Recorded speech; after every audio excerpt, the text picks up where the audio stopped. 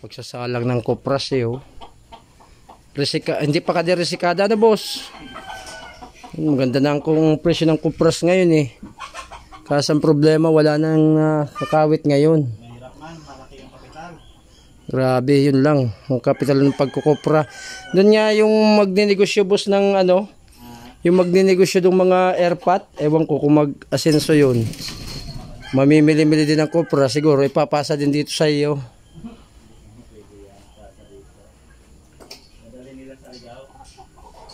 Pero estimate ko sa permero lang kaya.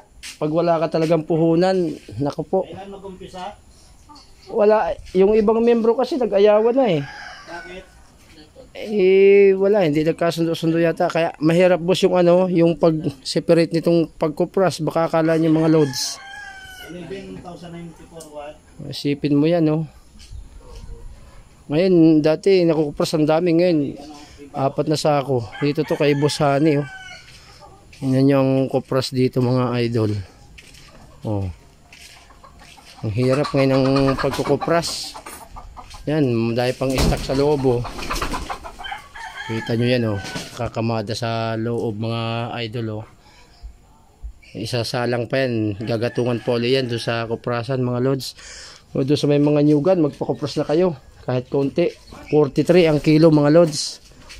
Ayan, dito lang to sa Barangay Salvacion, Libon Albay. May-ari ni Boss Hani Valencia. Ayan, shout out Valencia family. Saka ang kagandahan dito mga lodi, ang daming mga alagang pato. Yun, oh. Mga nakakulong mga lodi, oh. Tapos yun, dami. Tapos mga lods, kailangan pag magnegosyo ka ng kopras, dapat may sasakyan kang ganito para hindi na mabawasan yung presyo ng ano mo, ng kopras. Sarili mo ng transportation, sariling sasakyan. Yan mga lods, sa hirap ngayon ng buhay, kailangan magtiyaga kahit tika kaunti. Tapos nga yung ating daanan mga lodi, grabe ng putik. Paano na raw to? Ayan, pinityo ko lang sa inyo yung kung paano magkopras, kung paano mag-sacrifice, ano. Yan, pasilip ko naman yan sa inyo.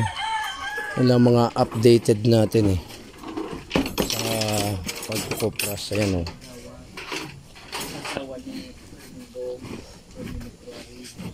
oh. Buhat nila sa loob mga lods. Yung salangan ng kopras, yung style kudrado na yan, oh. Nilalandag pa yan. Ganito yung trabaho ko dati kay Tanolito Ramirez. Hirap talaga magano ng kopras pag nasa bukid ka.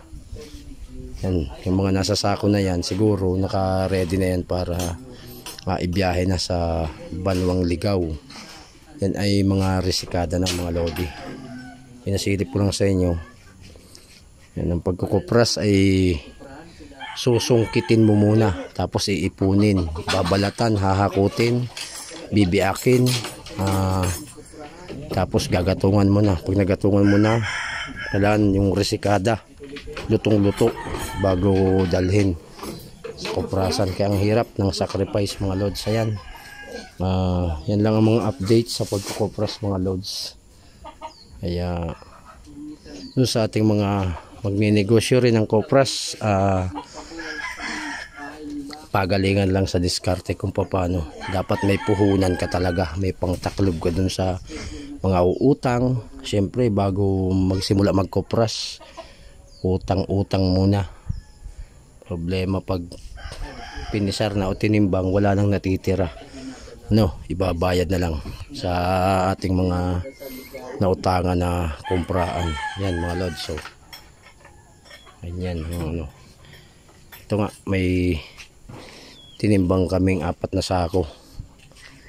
Dati nakukupras to ng mga 12 sako. Ngayon, ayan lang ang nakuha, 4 lang. Sa pagmamayari yan ni Bong Riario. Wala na. Yung iba minsan ay utang na.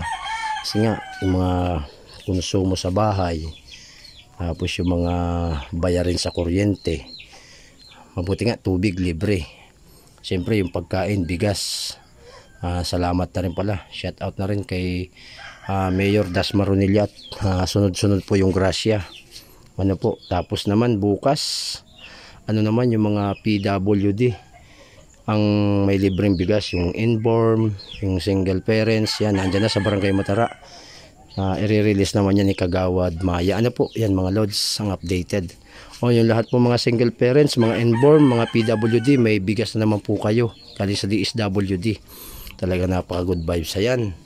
Pasilip lang po yan sa inyo ng batang mangyan ang proseso ng pagkukupras. Ano po, para naman po may mga silip kayo sa akin mga kalodi. Ano po, sa lahat po ng mga taga-bukid, ayan, yan ang pinakang wata tips ko sa inyo mga lods. Kung mayroon kayong nyuga na maliit, kupras na po ninyo habang mataas pa ang presyo, lalo ngayon magpapasko.